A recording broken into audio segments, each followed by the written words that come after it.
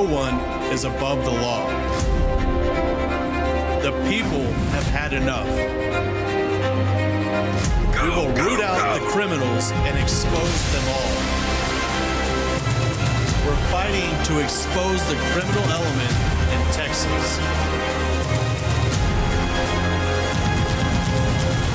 Our investigation in the Brazoria County's justice system has just begun.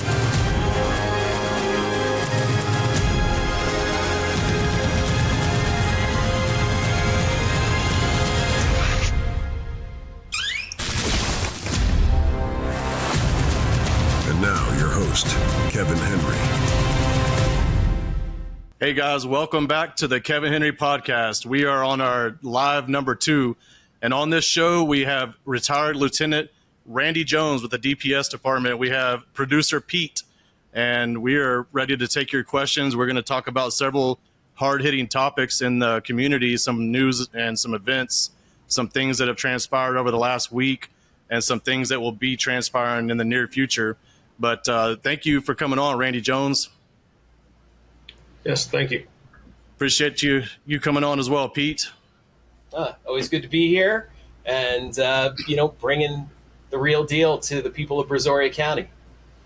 Yep. And the truth. Yeah, I went on a little road trip, so I'm away from the set today, so I got my little office background picture. But, yeah, we got set up, got my Starlink all set up, and got the computer set up just in time so we can do this.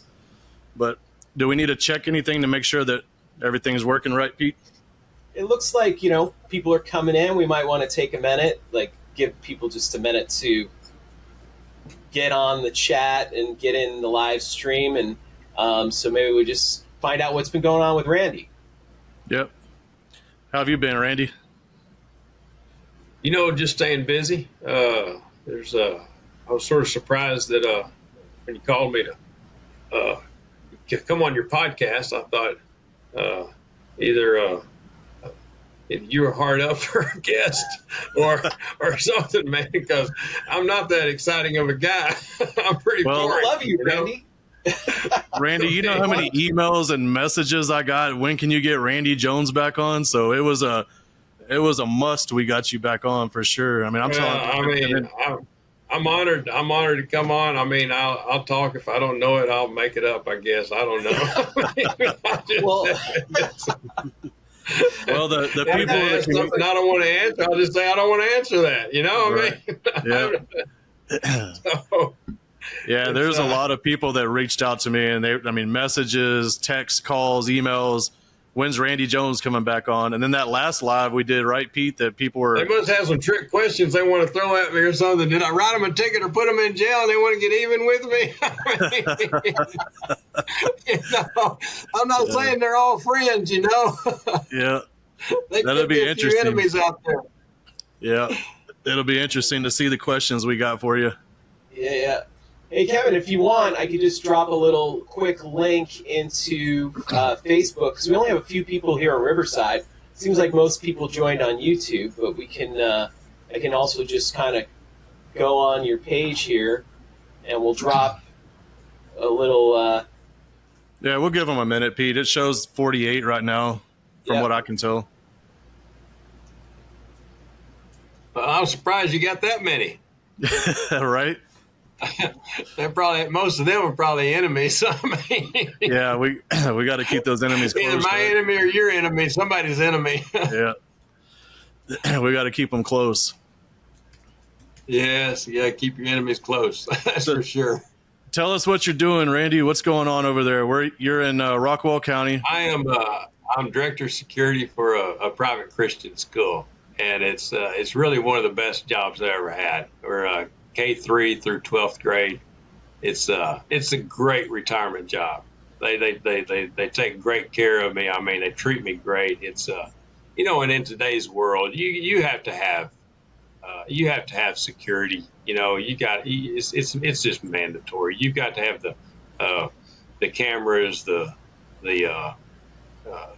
armed security, but just your door accesses, just a whole number of things. It's just a sad world that we live in, and the kids, they come in and honestly, they're just such a breath of fresh air. I mean, we have great kids. They hold the door open for you. They high five you going down the hallway. I mean, it's just a lot of fun. I don't want to say that it's just all fun, but when you work around a bunch of great people, and it's a school that truly has Christ at the center. I mean, it's friendly. They're nice. They love you. They treat you good. It's a whole different world from being out on the side of the road getting cussed out. Yeah. So I enjoy it. I love coming to work, and I think I was asked, is this or you enjoy it or whatever? I'm thinking, what's more important, protecting the president of the United States or protecting these kids? I'll take the kids any day. I mean, when you put it into perspective, it's an honor. The parents trust us with their safety. Right. So it's a complete honor. Yeah. Very, very important job for sure. So how many kids are in your school there? We have 620. Wow. And about 80 staff. So at any given day, there's 700 plus on campus. Yeah. So Pete, what have you been up to? Me? I've been working for you. Putting the show together. Hey, we've gotten some pretty interesting about the dirt in Brazoria. That's what I've been doing. I think you need to expand out, man. I mean, Brazoria has its share of dirt, but I mean, there's dirt all over the place. I mean, it's not just Brazoria. I mean, it's human nature. I mean, there's just you can go anywhere and find things that you disagree with. We had to start somewhere, and pretty target rich around here, so we wanted to try to help right Fishing some wrongs. from a stocked pond, man. Yeah, it's illegal to go dove hunting over baited field. Yeah, that's why it's target rich, man. You're picking on people in Brazoria County doing stuff wrong. That's like a baited field, man. Yeah, but yeah, right now we're on some pretty spicy subjects with, speaking of kids and protecting kids. These educators feel like that they can get away with anything. They've been indecency with children, sexual relationships with children. I don't remember hearing much or anything of that when I was going to school. I don't remember the teachers having that close of a relationship. And nowadays with social media, these teachers are that much closer to the children via TikTok, Facebook, Instagram, whatever.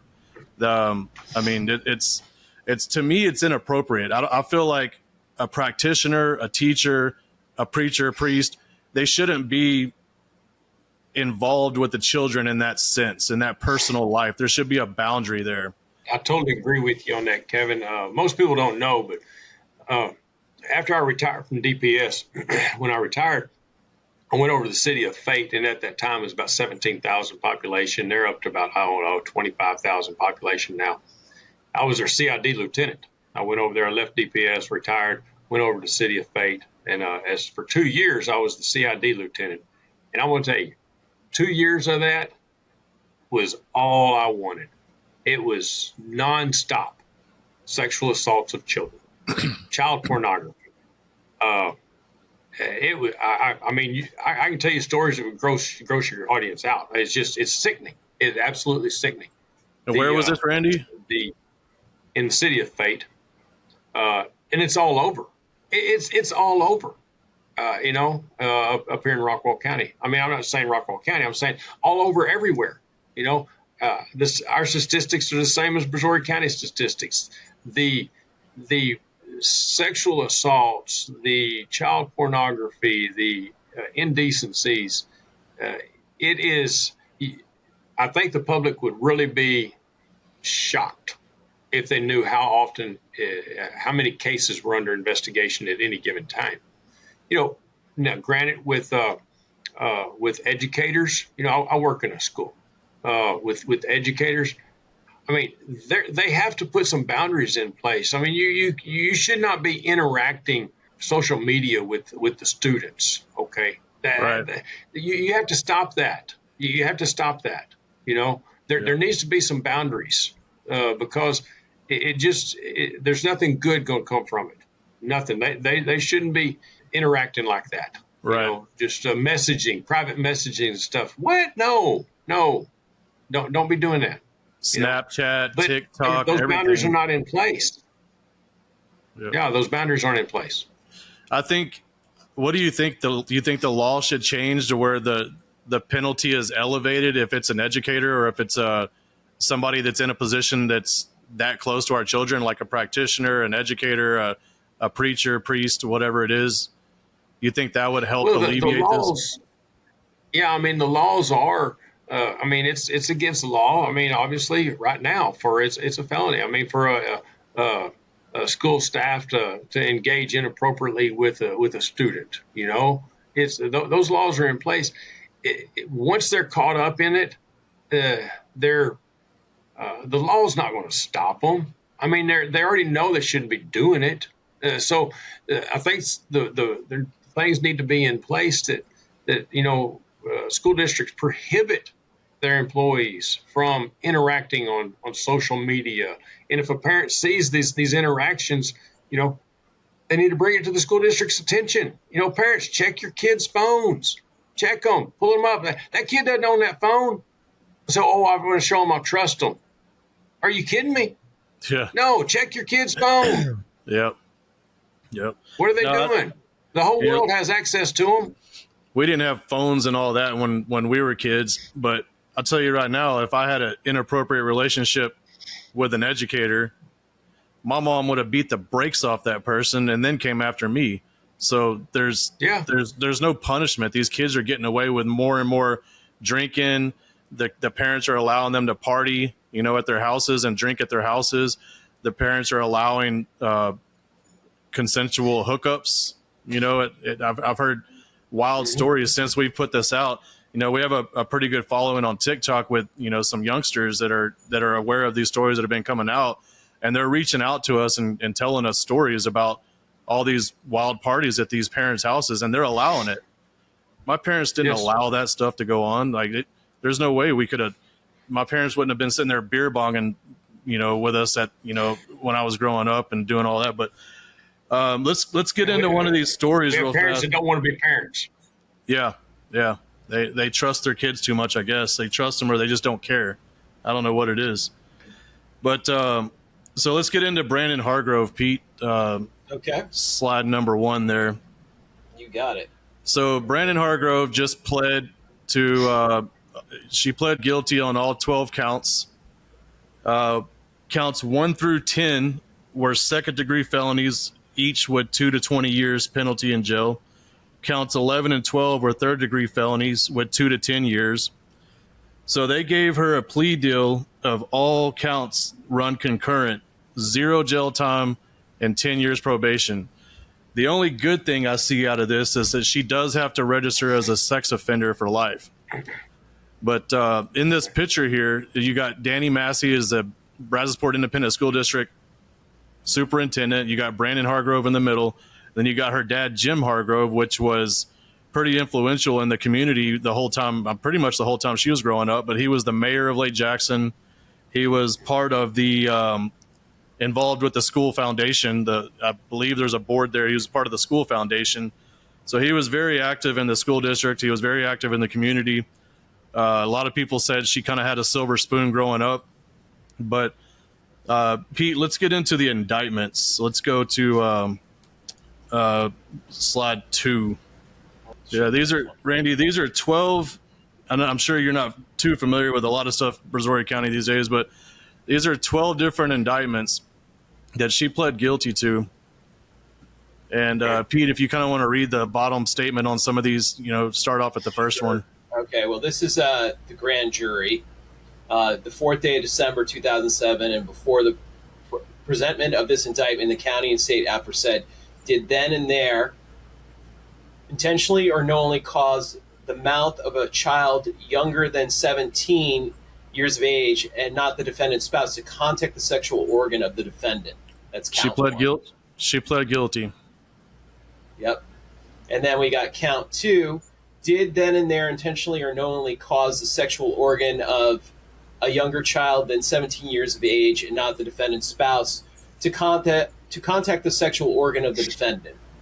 Okay, and assault Brandon Hargrove. Yeah, Count pled 3. guilty. Yep. Did then and there intentionally or knowingly cause the sexual organ of a child younger than 17 years of age and not the defendant's spouse to contact the mouth of the defendant. Count 4. Did then and there intentionally or knowingly cause the penetration of the sexual organ of a child younger than 17 years of age and not the defendant's spouse by the finger of the defendant. Count 5. Did then and there intentionally or knowingly cause the penetration of the sexual organ of a child younger than 17 years of age and not the defendant's spouse by a cucumber. A cucumber? Yeah, real nice. Can you scroll down? We lost Pete. We'll wait for him to come back, Randy, but we're trying to lay the groundwork here of how sick this woman was and what she did to this young female. And it took great bravery for this woman to come forward 17 years later. And I think a lot had to do with it that she's got a child that age now. And she doesn't want to see anything like this happen to her child from what I've been told.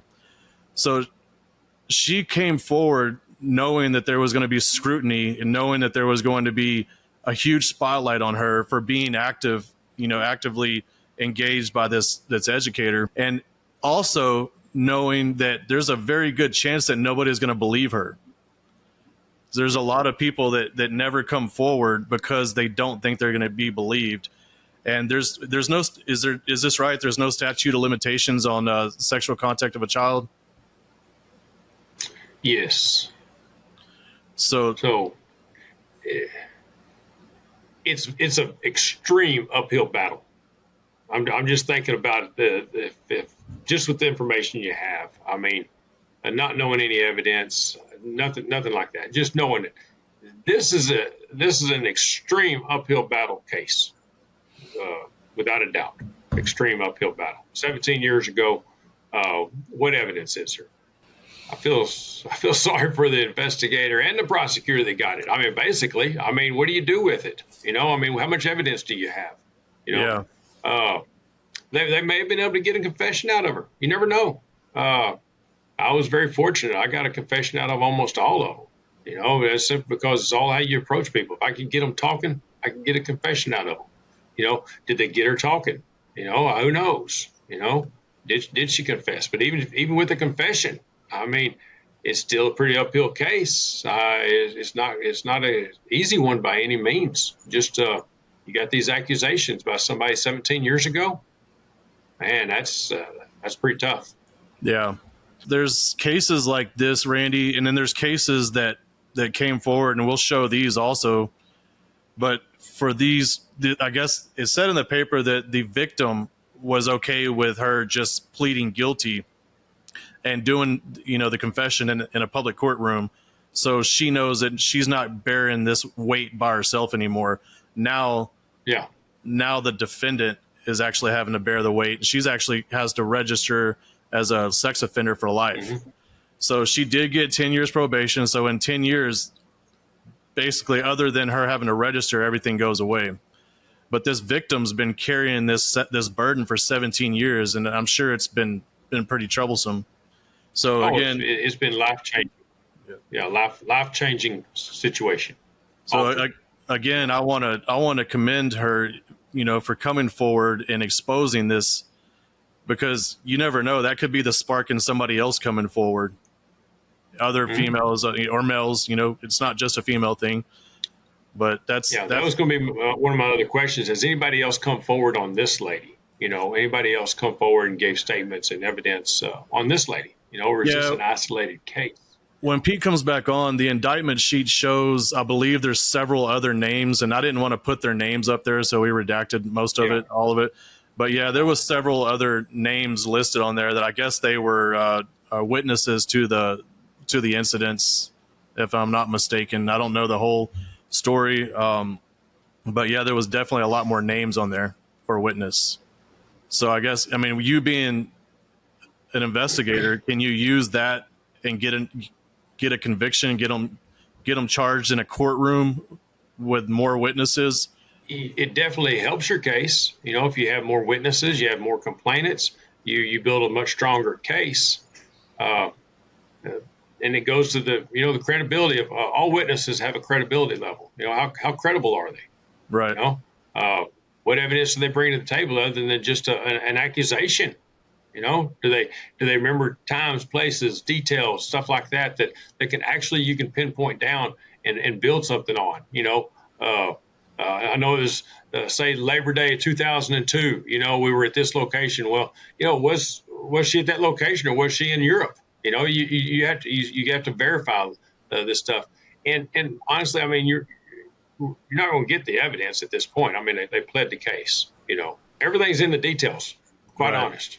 Yeah, I mean, back then there was it a good was plea or not. I mean, there's evidence. It's all in the details. So, I mean, I'm not going to second guess, the outcome, but not knowing the investigation.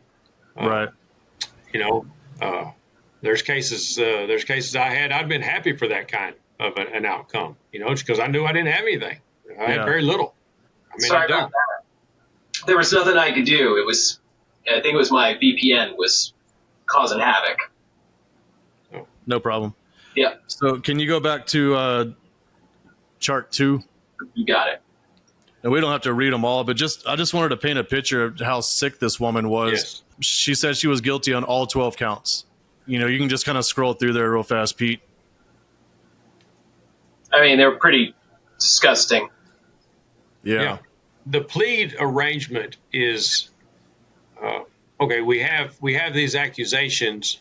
We let's say we have a confession from you that leads us to believe that this is enough evidence to go forward. And there was obviously enough evidence that to bring her to plead. There's enough of something, but it's very difficult to weigh that and say, okay, is this a good plea? Should this plea, the judge should have accepted this plea or rejected the plea? Should the prosecutor push for more? I mean, that's a lot of speculation. There. Not knowing what the evidence is, it's whatever it is, it's going to be old evidence, and is she a different person now? Is there evidence of her being a different person? I mean, there's a lot of factors to weigh in, a lot of factors, and evidently, the checks and balances of the system that the victim was okay with it. The victim was okay with the plea. The courts were okay with the plea.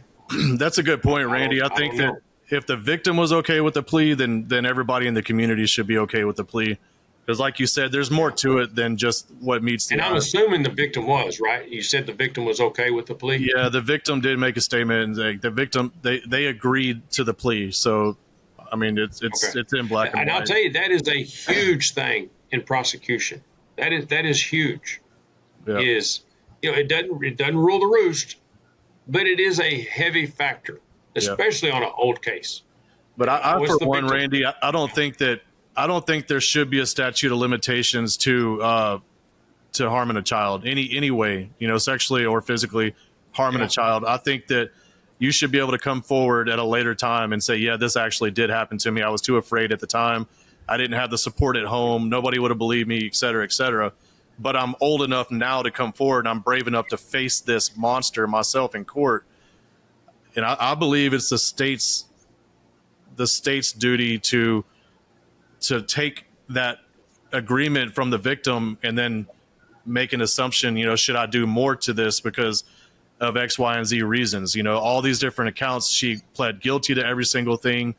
I feel like there should be anything that anybody can do if you come forward 50 years later. I really don't. I mean, if somebody comes forward, you got the evidence, you got witnesses, there should be no statute of limitations whatsoever. But moving forward, let's go on to number 4, Pete. Okay.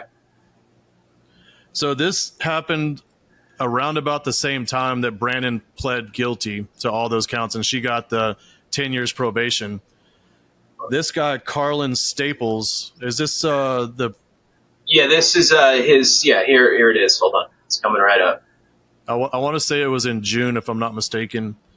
But basically, somewhat of the same thing in sexual relationship to a child.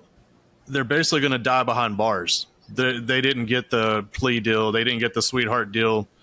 Yeah, sexual assault of a child 1 through 11. The other woman had 12 counts. This dude's got 11 counts. And Carlin is going to be, they stacked his sentences. So he's going to die behind bars. He's looking at 320 years. And then Joshua Maldonado, I believe, is the next one. So that was what, we didn't have the court documents, but 320 years for that guy. No plea deal, no sweetheart deal. And then Joshua Maldonado is looking at, he's got, sexual assault of a child, aggravated sexual assault of a child. 1, 2, 3 counts there. And he's looking at 130 years. So he got 2 65-year sentence stacked. Okay. Do I feel like these guys need a plea deal? No, absolutely not. Do I think that anybody that does this to a child should see some jail time, in my opinion. They should have to walk into a jail cell and get the door slammed on them, even if it's for a year. That's just my opinion, but I'm not a lawmaker. But these guys are looking at basically spending the rest of their lives in jail for sexually assaulting children. And I just wanted to back that up with, Brandon Hargrove doesn't have to see a day of it. But it goes back to what you were saying, just was the evidence there to get the conviction? And then with the victim coming forward saying, I'm okay with her getting probation. Pete, what do you think about that? I think the scales were not equal. They weren't equally applied. I think she definitely got a sweetheart deal, and because of who she is and who her father is. And, I think stuff like this happens all across the country.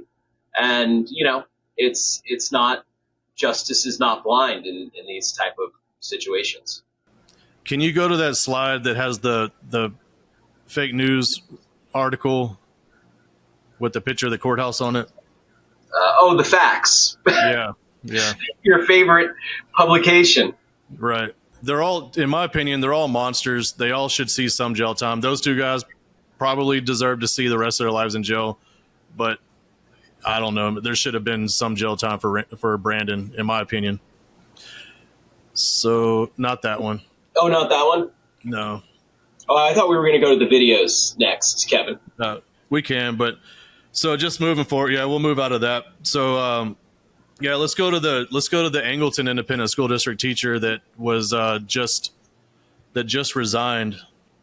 So you can show the TikTok videos. This is what we're talking about, Randy. The videos, the TikTok videos. They're tagging their students in this stuff. And to me, it's just completely inappropriate. But the school district should be doing something about that. They're an employee. Yeah, here it is. You guys seeing it? Start that over. Can you turn it up? Yeah. Oh, you want the audio here? She's in the middle.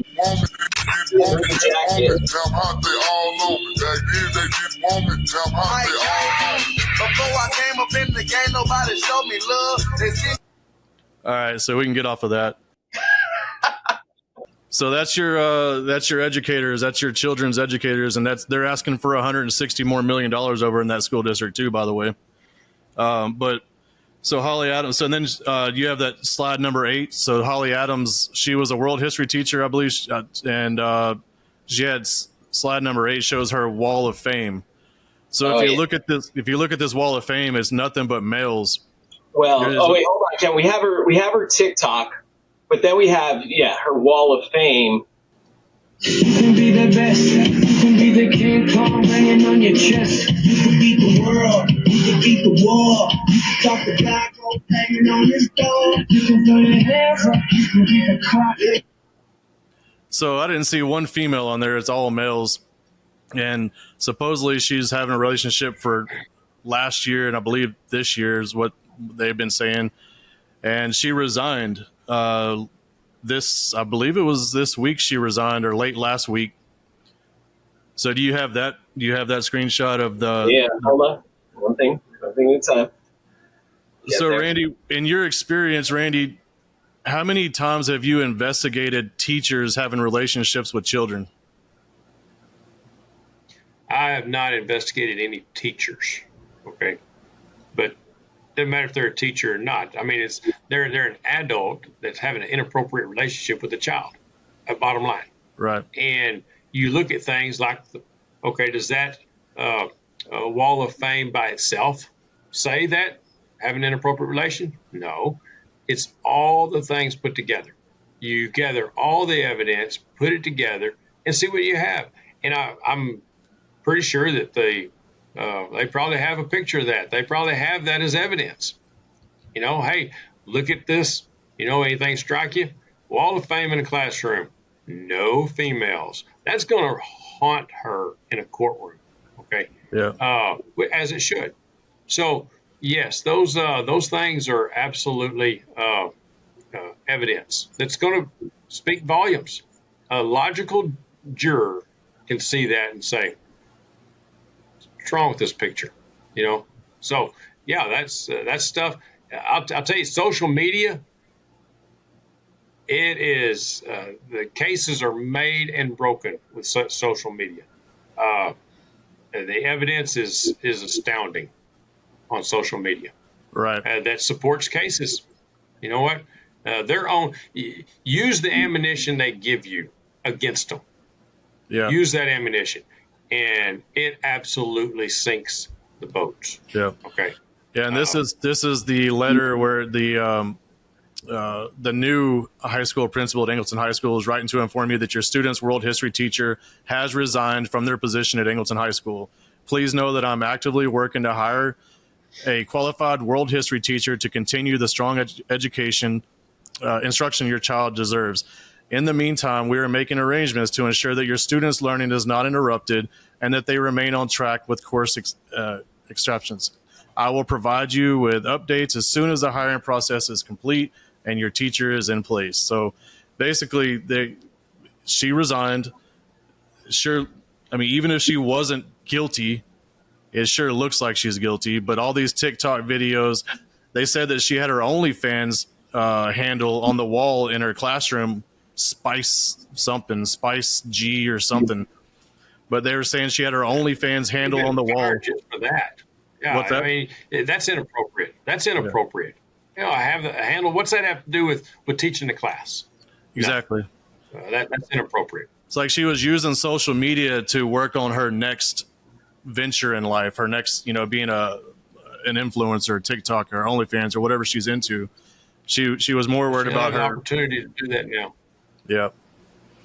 Yeah. But Hey, Kevin, we have a couple comments from the chat. So I don't know if you want me to I can show this one and read it out. One of my family members goes to SNL there and is friends with one of the young men she's been sleeping with for a couple of years now, who said they have a room. Hold on. They have a room in their house where they hold these events with the minors. Also, he watches school at night. I don't understand that. So, but pretty much from the chat, people are pretty disgusted overall.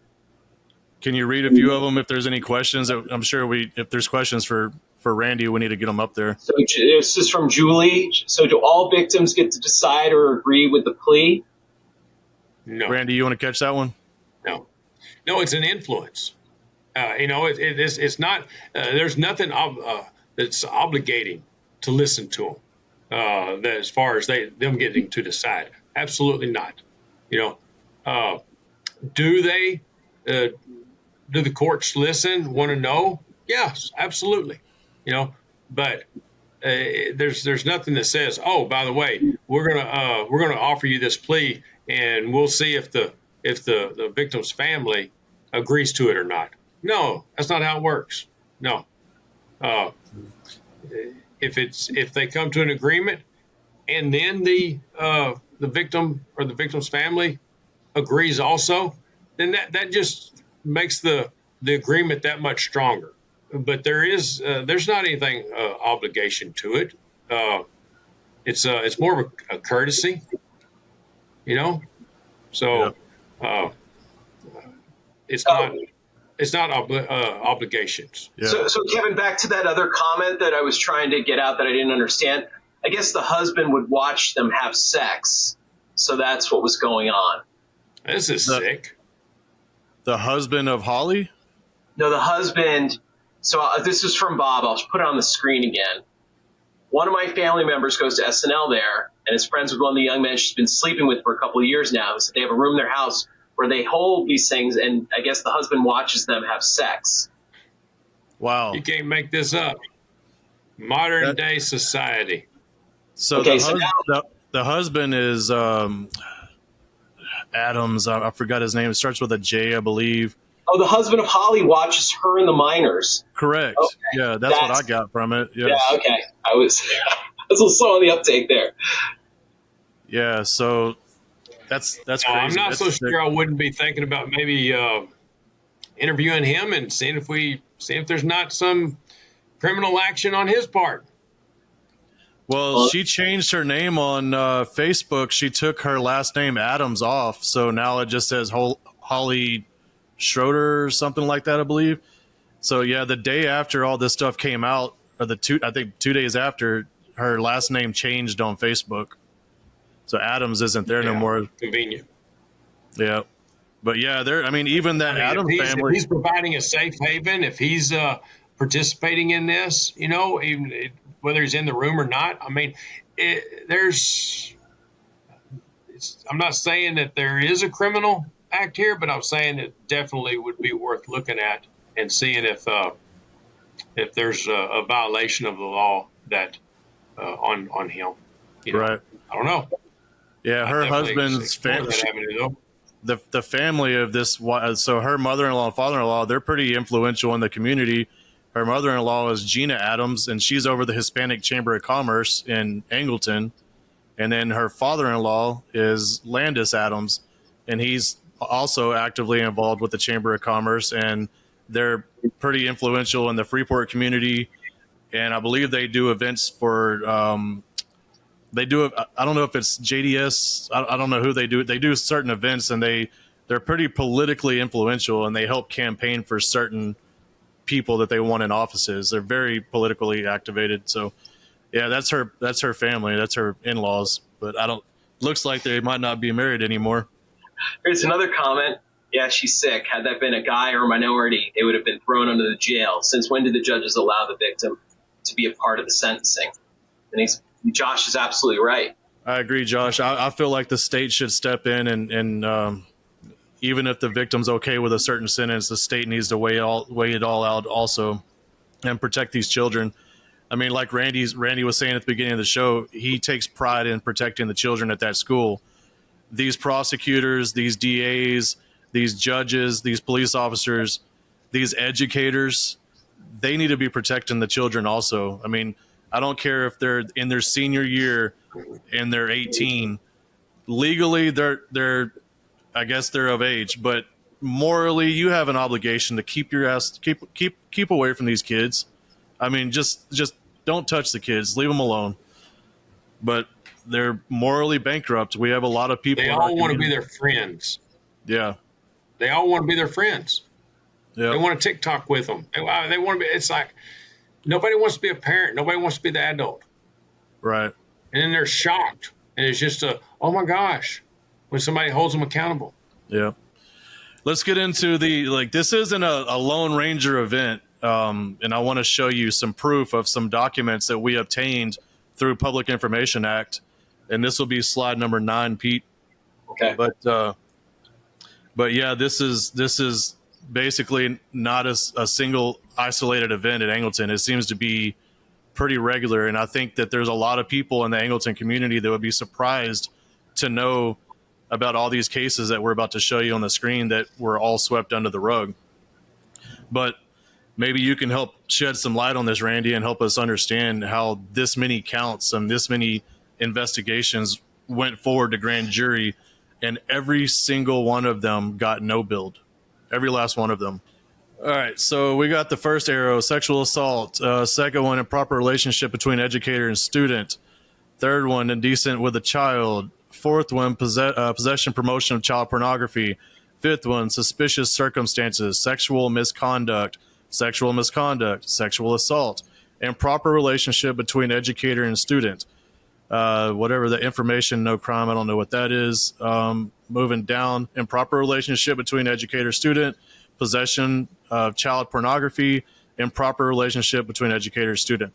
So these are all things that were quote unquote investigated at Angleton Independent School District.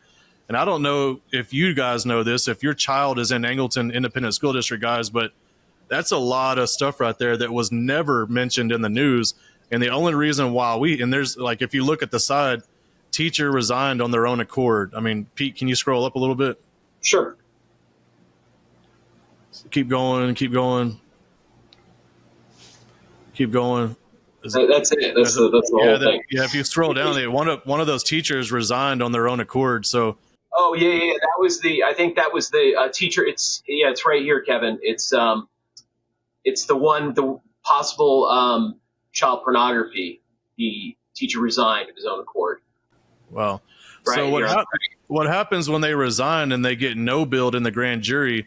They go apply at another school district, and it's basically called moving the trash. So they go apply at another school district unsuspecting. They don't know anything that happened, and they typically get hired somewhere else and where nobody knows them. Nobody knows the story. And these educators are kind of moving around because the grand jury isn't indicting them. So my question to you, Randy, are they not getting indicted because of botched investigations and not enough information going to the grand jury? Or does it just look that bad that something like this happens at a school district and they try to sweep things under the rug? Or do you think there was actually not enough information there to even come forward with an investigation? Man, that's you're either in possession of something or you're not. One or the other. Okay.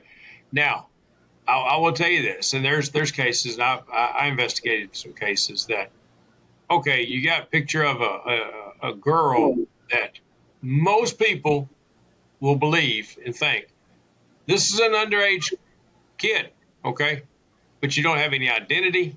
You don't have anything. Yeah. You know, is this a 18-year-old that looks young? You have to weigh all. I mean, you have to weigh all, not knowing these circumstances. I mean, I had cases that it's like I can't prove how old this person is. And, you know, there's who knows. They got it off the dark web, and I'm pretty sure this person's under 18, but I don't know who they are. Don't have any proof. Yeah. The grand jury is a check and balance of our system. Now, granted, I don't like the way a lot of DAs, not all, a lot of DAs use that to push their own agenda. Okay. You would think that the members of the grand jury would do their own thinking, but that doesn't always happen. Okay. What's the state's average on these cases, population wise? Or is this school district for population off the charts, out of line with other school districts when it comes to this stuff? Okay. These are all statistics that do matter. And it's like, okay, we have a problem over here. What's the problem? Where's it at? Is it poor supervision? Are we not holding our teachers accountable? Are we not interviewing right? Are we just, where's it at? Because your statistics shouldn't be an outlier, and it should be in line. So that's a lot of grand jury cases going to the grand jury out of a school district. Your population. If you're not looking at your statistics, then you're failing as a leader. Right. So those statistics have to be looked at and say, do we have a problem here? Or are our statistics right in line with everybody else's? I would love to see the real numbers. Our society has a sex problem, without a doubt. Our society has a sex problem, and it's deviant. Yeah, I agree, Randy, and I feel like we should know the real numbers, so we can actually make the difference. Right now, when the numbers are being suppressed and certain information isn't presented to grand juries for whatever reason, I can give you several that we've actually covered on this show, but information not being presented to grand jury and them not being able to indict somebody because the proper information wasn't presented. That's a problem. And then these grand jury members, they need to ask for more information, no matter what pressure is on them from the ADA or the DA. If they don't feel comfortable with something, they need to request more information. They need to try to dig deeper and get to the bottom of the true crimes, especially when it comes to our children. Because if we can't protect our children, what are we doing? We're failing miserably. And as a society right now, we're not. Right. We're not. There are so many avenues that is unprotected. It's scary for parents that truly are trying to protect their kids and do what's right, because all the influence is what's wrong. The kids sitting next to them in class is inviting them to parties where who all knows what's going on, and they're at houses that these other parents are promoting it. Right. And teachers are providing it. It's like there's it's sick. We got pictures. Sick. We have videos, TikTok or Snapchat videos that people have sent to us of kids funneling beers at their parents' house, doing these TikToks and taking shots and all that stuff. And they're promoting this as normal. And my wife and myself, I'm not going to say my kids are saints. If they go out and do something without me knowing, there's really not a lot I can do about it. But I would never condone that type of behavior at my house. My wife watches my son's social media. She'll get his phone and look through it. And I have conversations with my son all the time. And I'll say, don't send a text message or any kind of message if you wouldn't send that type of message to your pastor. Think twice before you send vulgar messages or anything, because those text messages are forever. And you have to, you can't, I talked to him about how he treats women, how he talks to, other people. You have to be a parent to these kids. You can't let the kids raise the kids. Or obviously, that's right. You have to watch these educators now. They're sleeping with the kids. I mean, Brandon Hargrove, Holly Adams, and that's just the tip of the iceberg. We just showed you a whole list of red arrows. Although they did not get indicted, I guarantee you where there's smoke, there's fire. There's something there. There's there. And as an investigator, that's what you have to look at. Where there's accusations, where there's smoke, dig deep enough, get the evidence, find the evidence, put the time into it. I'll tell you that if somebody today in law enforcement tells you they're a detective or an investigator, they spend the majority of their time with sex crimes and crimes on phones. Yeah. Solicitation of a minor. Oh my gosh, it's rampant. It's sickening. We do have a huge problem in our society, and most of it evolves around social media, electronics. It does. The evidence is there, and when you get it, you're usually pretty shocked at how much is right there at your fingertips. Right. Pete, we have a couple more slides there that we can kind of get off of that. I just wanted to put a few other comments up on the screen for you if you want to. All right, let's go. Chat. Here we go. There was this no parent notification from Angleton on these. So the parents are not being notified on those. They go to grand jury, they get no bill. And the only way that we found it is because we know how to send for public information. We know how to request the information, and we're diligent about following up whenever the DA sends for AG opinion. We send a rebuttal letter. We know how to get the information, and that's how we were able to dig all this stuff up. There was a principal at the junior high in Angleton who was arrested for sending nudes to students. That's from Bob. Bob's been dropping a lot of truth in this chat tonight. Yeah. All right, what's that one say? My brother's half Hispanic and half African American. He got a charge of aggravated assault with a deadly weapon and got $100K bond.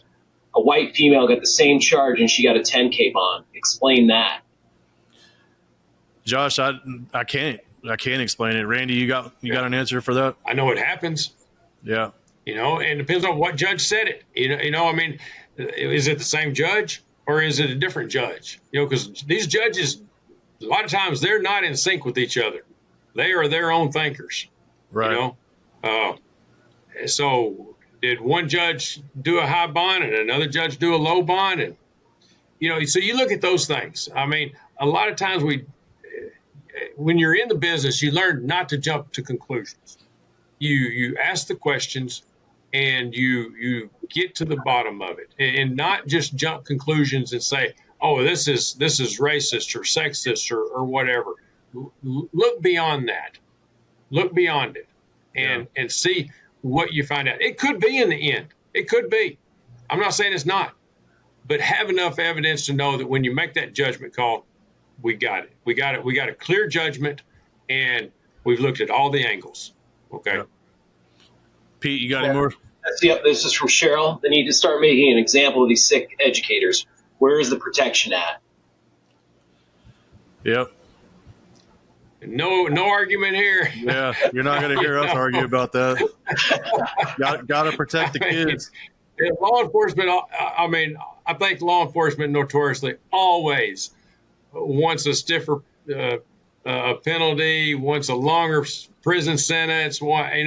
It's a battle. I mean, we always want it. We're always fighting for a stronger justice, because we know the work that goes into it to on the victim's behalf. I mean, that's who you're working for. As law enforcement, especially detective or whatever, you're working for the victim. That's who you wake up in the middle of the night thinking, how can I bring justice for this victim? Right. That's especially when it's a kid. And so when you have countless sleepless nights and everything else trying to bring justice for this kid, you want the strongest penalty you can get. So yeah, there's no arguments here. Right. Yeah, that's all I got. That's all you got? That's all I got right now. Okay. So should we go to the key points and pictures? Yeah, let's do those three, and then we'll move different subjects. All right, so this is Angleton ISD Superintendent Phil Edwards. These are all the things that, let's see. Yeah, he was notified of sexual. Were you notified of any of these sexual incidents reported to Angleton ISD? Possession, promotion of child pornography, improper relationship between educator and student. Okay, teacher resigned, grand jury no billed, improper relationship between educator and student. Angleton ISD police failed to record audio of the teacher's confession. Grand jury no billed, improper relationship between an educator and student. Angleton ISD board member Heather Brewer is the mom and admits the son gets special treatment. Prior relationships with the student parents were aware. Grand jury no billed. Yeah. All right. More no bills. More no bills. So yeah, that's the woman on the left is Gina Adams. That's Holly Adams' mother-in-law. The guy in the middle, obviously, is Bo Stallman, and Madison Polston on the right there. She is the public information officer for Brazoria County Sheriff's Department. So again, morally bankrupt. When you're exposing your genitals at a nurse's office, when you are the sheriff of the county, what do you expect these educators to do? If you're the sheriff and you can get away with it, what ties does this sheriff have with these other people in education or in the whatever or XYZ organization? Because I guarantee you they all know something about each other that would blow the lid off this county, and they're all protecting each other from this blackmail, from this public disclosure. You can only hold it for so long. There's only so long that you can hold the lid off of a pressure pot before it blows up. And Randy, I don't know about you. Pete, I know me and you talked about this a lot. That pressure pot's boiling, and it's about to blow the lid. I can hear it. It's about to blow up, and it's about to get on so many people in this county, and you're starting to see the beginning stages of it. Would you agree, Randy? Oh, I think so. I think things progress, and more people become aware. More and more truth comes out. We have a natural tendency to protect and to believe what we want to believe. Some people jump to conclusions ahead of time. Other people have to have rock solid evidence in front of them. But as more and more things, as that smoke continues to build, as that fire is smoldering and it continues to build, more and more people come to the conclusion that, hey, there's a little bit of fire here. And so they start realizing that, other than just blank accusations, just or conspiracies, that's people start waking up and realizing that there might actually be something here. Yeah. And I think that's what you got. Yeah. So, I mean, when EJ King came forward with that statement about Bo Stallman and how basically all that the incident investigation got swept under the rug in Brazoria County and supposedly in local PD, if I'm not mistaken, and state agency and in the federal government, it all got swept under the rug. But this incident happened, and he knows it happened, and he brought the young female forward to give the statement. She was not afraid to come forward. The business was not complicit in any of this because EJ did the right thing and he went forward, and I commend him for that. Me and EJ had a talk about it. Me and EJ might not politically see eye to eye, but we do see right and wrong, and people need to be held accountable for their actions. Bo Stallman needs to be held accountable for their actions. When you're the sheriff or you're the independent school district, the superintendent, you are held to a higher standard than everybody else, and you signed up for that. And we have to protect these kids, these young people, and we have to get these morally bankrupt people out of offices, and we have to convince good people to run for offices, because you can't just replace somebody with somebody worse. You have to have somebody willing to fill that void that is a good, upstanding citizen of the community. Then you got to hold them accountable. You got to hold their feet to the fire, and you got to let them know that you're watching them too. So you have any words on that, Randy or Pete? Well, Tony from the chat says she goes, starts with legislation to get minimum sentences for offenses. I agree with that. There should be definitely minimum. So there's some, baseline, and these people put the fear into them. It's because if they feel like, oh, well, I'm just doing my job, or I'm befriending the kids and it's all fine and good, it's, they shouldn't be hanging out with the kids. It's ridiculous. And here's this from Angleton Mom. It starts with holding our elected school boards and county elected officials accountable. We currently have them working in tandem to get the results they want. Well, that's pretty much all I have for today. I thought we had some more on these. Oh, yeah, we do. We got, I'm sorry. We got Holly Adams, Gina, and Landis Adams' daughter-in-law.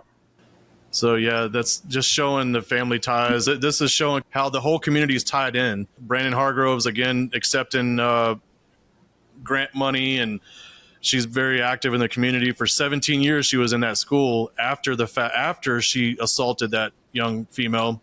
And then all these people, these influential people like Jim Martin's there with her. He was the mayor. Gina Adams is head of the Hispanic Chamber of Commerce. It's a big club. When was that check written? That says March 23rd, 2017. So that was 10 years after the assault. Yeah. All honesty, in reality, a lot of those people in the picture, hey, at this point now, how many of them would actually be taking a picture with her now? Right. Okay, now they know what she's done. Okay. Yeah. At that time, this information wasn't out. I've taken pictures with a lot of people. Some people I wish I hadn't taken pictures with, Yeah. And so I would think that a lot of those people are like, hey, she made her bed, let her lay in it. Yeah. Yeah, this is Holly, she tagged these young men at a football game, and that's Holly Adams sitting there on the seat of the Gator with them. That's not professional at all. These educators do not. When you set yourself in a position, as someone in an adult, a teacher, admin, whatever, you don't put yourself in a position for it to be misconstrued. Right. Where it looks, it may be totally innocent, but how does it look from someone else? Okay, here she is, a pretty young lady, and she's surrounded by 3 teenage boys. Okay, that she's obviously put herself in this situation. Yeah. It's you don't you don't put yourself in a position for the accusations, for people to start connecting dots. That in itself, no, there's nothing wrong with that necessarily. But when you start putting all the dots together, that's when you say, Houston, we have a problem. Because logically, you can put the dots together. Look at her chalkboard or whatever it is in the room, the Wall of Fame or Hall of Fame or whatever, then you look at this and it's just, it's unprofessional. Right. Yep. And I agree. That's the word right there. Then it starts coming out, Yep. That's the word right there, Randy, unprofessional. We have to have more professional educators. I think once that's where administration has to say, you know what? Your behavior is unprofessional and we're cutting you loose. Bye. Okay?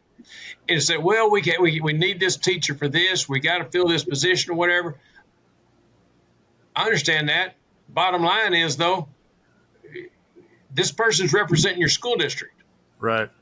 Somebody knew. Somebody knew. The principal knew. Somebody knew this unprofessionalism. Somebody knew those quirks. Yeah. That ended up coming out. And is it worth it? No, it's not worth it. You set the school district up for shame just because you didn't want to cut somebody loose that needed to be cut loose and tell them to go get some psychological help. Yeah. Yeah. Have the hard conversation with them. Right. This is all public. I mean, we brought public information straight to everything that we grabbed is stuff that came off of Facebook, TikTok, Instagram, public information request. None of this is fabricated.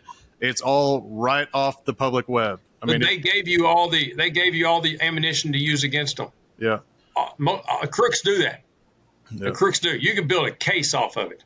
Right. Build a case just off of what you dig up on. Anybody can dig up off the internet. Right. Build a case on them. Yep.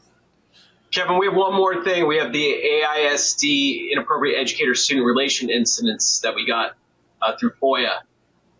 Okay. Well, should I put those up? Yeah, let's put those up real quick, and then we'll have to wrap it up. We're running over an hour already. You don't want to talk about Bo and some other people? We've already beat that horse. Wienergate. Wienergate. You can't make that up. Okay.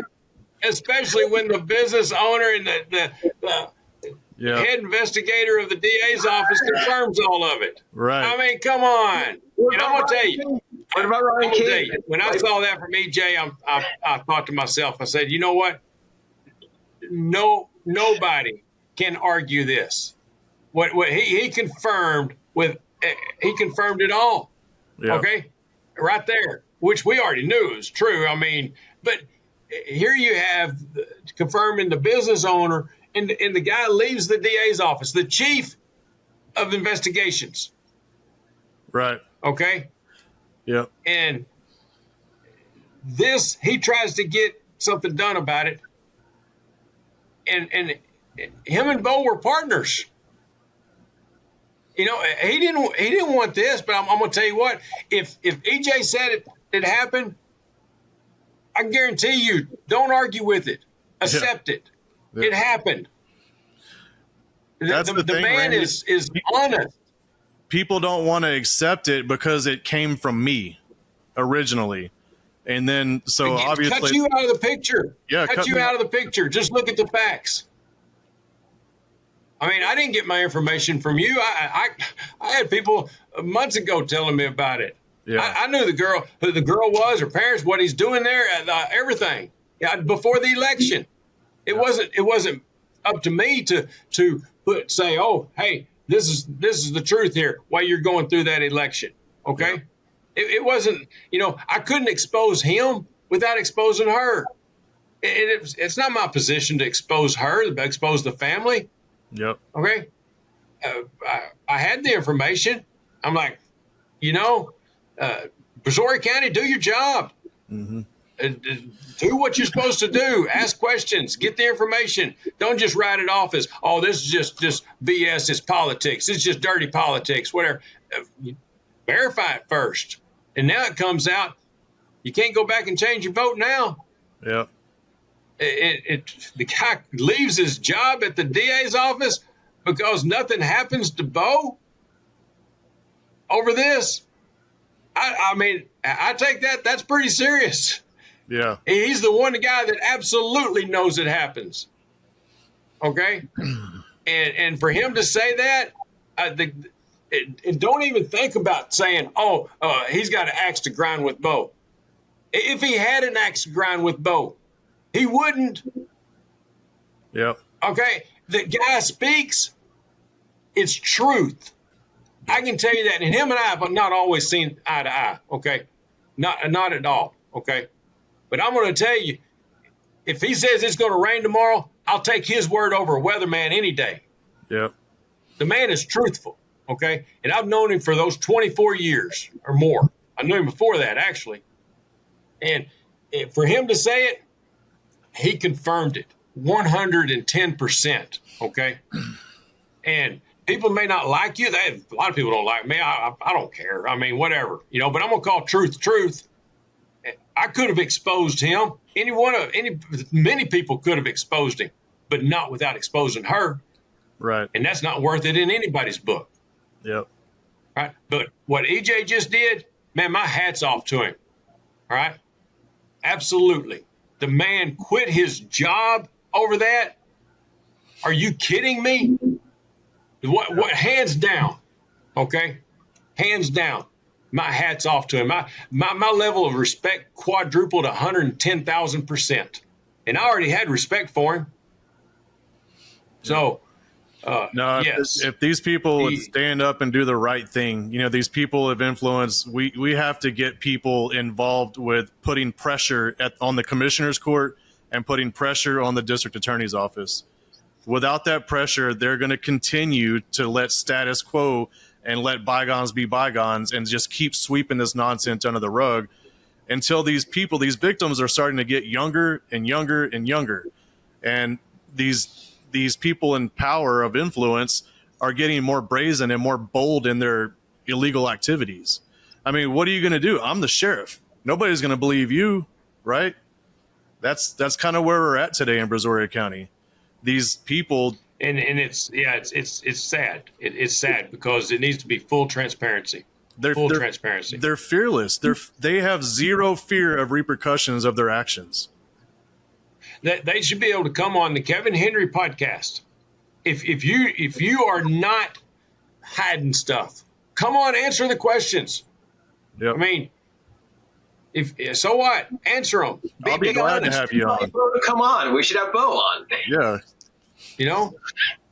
Somebody should be scared. Oh, it's going to be trick questions. No, it's not. You're sitting here. All you can do is say, you know what? I'm not going to answer that. Okay. You ask me a question I don't want to answer. I'm going to tell you, I don't want to answer that. I don't have to. Okay. Yeah. I'm not scared to come on your podcast. I made a lot of mistakes. I'll tell you, yeah, I did that. It was a dumb mistake I made. I apologize for that. Yep. Okay. Bottom line, truth, transparency. I wasn't the best trooper in Brazoria County. I wasn't the best supervisor in Brazoria County. I made tons of mistakes. I still make mistakes, So why are they scared to come on Kevin Henry podcast? It shouldn't be. Shouldn't be scared of anything. It's a free country. All we're doing is sitting here scrolling through people's social media and showing pictures and talking about stuff, looking at public information. Now, wait a minute. Stay off my social media, okay? Yeah, we're pulling yours up. No, but I mean, see, that's the thing. Pretty boring, okay? I'll tell you, it's pretty boring. But that's the difference. I don't get on there that much. That's the difference between people like yourself and us and people that are out bold in their actions and what they're doing with these kids. It doesn't make sense. And I say kids, the pictures we've shown, they're 18, 19 years old. They're, now, but maybe at the time they were 17 years old. But the thing is we have to put pressure on these educators. Number one, to stop touching the kids. Number two, if you know something about that's a good start. Yeah, how about stop touching them. I never thought of that one, Kevin. Yeah. Stop touching the kids. And then if you see something, say something, even if it's your friend. If you're an educator and you see things happening in your school, go forward with it. Tell people about it. Protect the kids. But Pete, where'd you go? I'm right here. All right.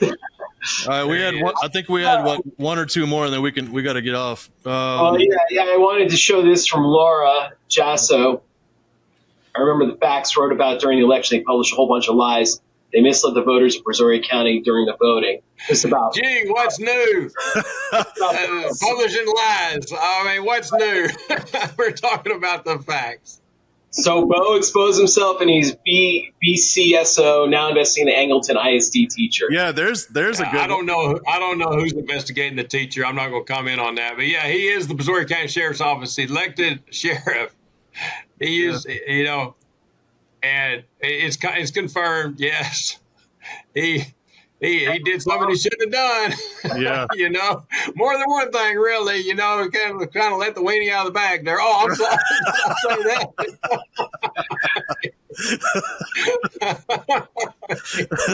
that. So somebody heard a second teacher resigned in Angleton. Yeah, Angleton mom. Wow, I haven't heard that. Well, we need more information on that for sure. Yeah. I think. I mean, look at the timeline of this. Brandon Hargrove pleads guilty, right? And she gets a plea deal, a sweetheart plea deal. Now these teachers start going down. Is that coincidence? Or do you believe in coincidence? No, when there's smoke, there's fire. I mean, that's what I mean, they have to be looked at. Yeah. Keep an open mind. I mean, when you're an officer or a detective, whatever, you keep a complete open mind. You cannot allow yourself to pass judgment too quickly. Yeah. But you keep digging. Right. You keep digging. Mm-hmm. Follow the evidence. Where does the evidence lead you? Yep. It'll lead you to truth. Right. Yeah. Absolutely. Even after an election. Yeah. Yeah. So the fake newspaper, they put out they called me a conspiracy theorist. They said I had baseless allegations, and my allegations were not merited. They had no merit to them. So that was the Facts newspaper doing their political hit piece on me on the front page during my campaign, and I'm sure it turned so many people off. But just last week, I was vindicated. It was true. Come on now, Kevin. I mean, Turley, honestly, is that what turned people off to you? I mean, you have a tendency to piss people off, okay? I'm sure they helped it out some, but I mean, you already had people ticked off before that come about, okay? You can't go out there. What it is. You can't go out there and tell the truth without getting people pissed off at you. That's for sure. That's true. That's true. But yeah, I'm just glad you come along because people are more mad at you than they are at me. I'm gonna have to move up there with you, Randy. Like Jimmy Carter, he loved Joe Biden. Okay, he loved him. All right, he's no longer the worst president in history. Okay? Right? Yeah, I mean, there's a lot of people in Brazoria County mad at me until you come along. Right. So, hey, we got one more. We need to get moving, Pete, because we're gonna. Okay, well, James Bidal. There is more than Hargrove at BISD as well. So. I'm sure there is. James Beadle. Yeah, thank you, James. I'm sure there is. I mean, hopefully this is just the tip of the iceberg and the crack in the dam. Hopefully it starts pouring. Hopefully we start exposing all of them. If Hargrove knew stuff and she took that sweetheart plea deal and was given a deal because she knows more people that are going to go down behind her, I think that's great. We'll go get them all. Protect the kids, right? Oh, where's the mariachi band? Cheryl wants to know where the mariachi band is, Kevin. Need some backup music. Hey, I don't rate high enough for a mariachi band, man. I don't rate high enough. I'm small fish. I'm sure we will have a mariachi band real soon. I'll just leave it at that. Real soon. You had one for your wife's birthday. So. Yeah, that was for my wife's birthday. We had a good time. But there will be a mariachi band very soon. Mariachi bands for all occasions. Yeah, I think we're going to have dueling mariachi bands. I'm going to have two of them. There's going to be so many big hats we're not going to be able to walk around. So, Kevin, are we doing one more? Are we? Yeah, do one more. All right, one more. All right, possession, promotion, child pornography. Angleton ISD investigated it. Again, more another no bills. How does this go to possession, promotion, of child pornography? Somehow this got into the investigator's lap, but then you got text messages, these documents that we got are heavily redacted, so it's hard to see much of anything. But these, like we were talking about earlier, where there's smoke, there's fire. This went to the grand jury. It got no billed. But my question to you, Angleton, is: are you aware of all these different cases that went in front of the grand jury? I'm pretty sure you're not. The only reason why we know is because we sent for public information. But there's another one, right, Pete? Yep, there's more. There's 3 of them. 3. What's that one? Keep going. Contact stated via email. Oh, this is a video interview. Suspect submitted into evidence. So there was one of them that the investigator said that he got a confession from the teacher, but when it got to the grand jury, there was no audio on the recorder. So how does that happen? It's 20, it does happen though, but usually you want to always have 2 recording devices just for that reason, you know, and I'm sure hopefully that that person learned that and now wishes probably they'd had a second device. You know? So it goes on and on. Basically, is what we're getting at here. This is all in Angleton ISD. Yeah. I mean, this was just our records in Angleton ISD. This one was. I have no reason to believe that any inappropriate behavior had taken place with Mrs. Davenport and her student. So, Mrs. Davenport. I don't want the audience to get a misconception. Okay. Also, don't think that students are stupid. Okay. If they don't like a teacher, they can set them up and make an accusation. That's true. And they do that. And you have to do good investigations. Okay. Yeah. To bottom line.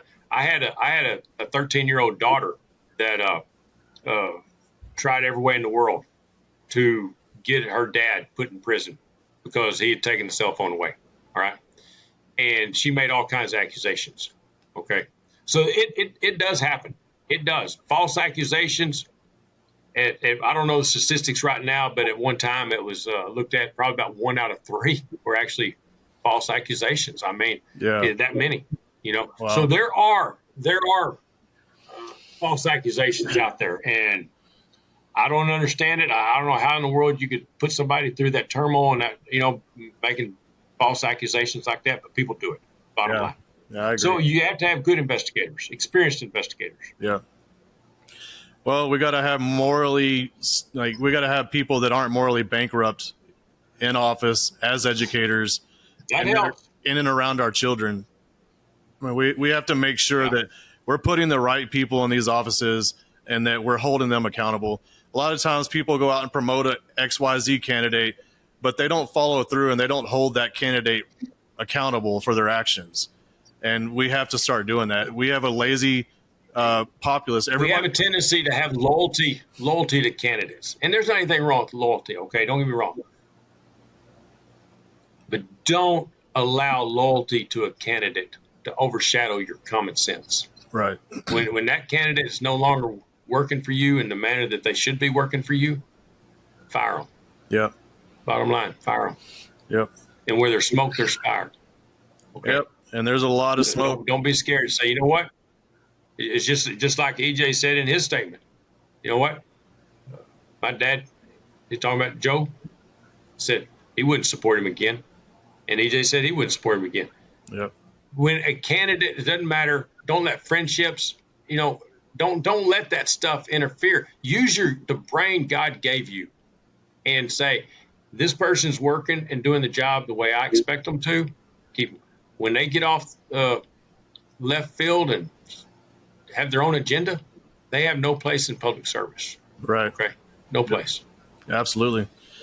Well, Randy, thank you for coming on. I appreciate you very much. I'm sure the people on the chats appreciate you, and everybody that was watching. We had a pretty good viewing show there. You got a pretty boring audience is all I can say. I don't want to insult your audience or nothing, but you know, if they wanted me on here, they absolutely wanted you. That one. Yeah, they asked for you. It was. Yeah. I mean, I will break a an amount of just call it like it is. Yeah. Okay, call it like it is. None of us are perfect. All of us are just swimming through this old world,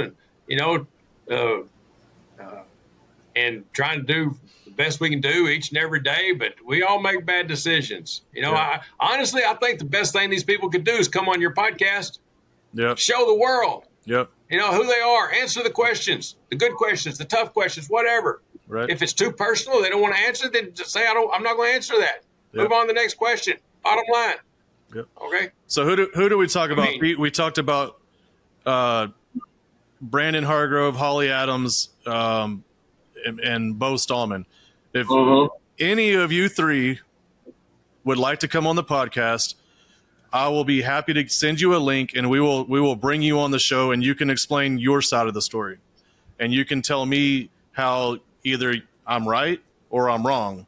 I'll give you that open invite. Brandon Hargrove, Holly Adams, Bo Stallman, you are 100% welcome to come on my podcast. We will drop questions from the audience, and they can ask you directly. We need transparency in Brazoria County. We don't have that right now. We're growing towards that with podcasts, with independent media. We have exposed the local news rag for covering for these people for decades. We've exposed how they go after political opponents on the newspaper, on the front page over and over again. And we've exposed how they cover for all this crap that's been going on in Brazoria County. So you have a open invite to come on to my podcast. And Randy, thank you so much for coming on. Pete, thanks for putting this together. I appreciate y'all very much. I like it.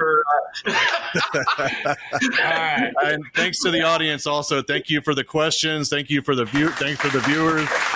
And y'all have a great evening. On the way out, so Appreciate it, Pete. all right, you, Randy. thank you, Randy. Thank you, Kevin. Thank you. Take All care. right, good night, everybody. Good night.